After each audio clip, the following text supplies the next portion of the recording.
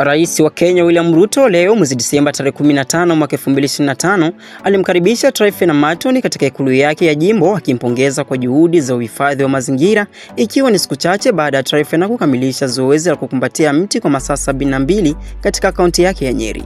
Zoezi hilo lilikuwa jaribio la pili la Trifena la kuvunja rekodi ya dunia ya Guinness ya kukumbatia mti kwa masaa 72, ambapo hapo awali alifanikiwa kukumbatia mti kwa masaa 48. Rais Ruto alikutana na Trifena huku akiita kitendo hicho kama ishara kubwa inayolenga kuongeza uelewa wa kitaifa na kimataifa kuhusu uhifadhi wa mazingira na mabadiliko ya hali ya hewa. Katika hatua nyingine, Rais Ruto amemteua Trifena kuwa kama balozi wa kampeni ya upandaji miti bilioni 15.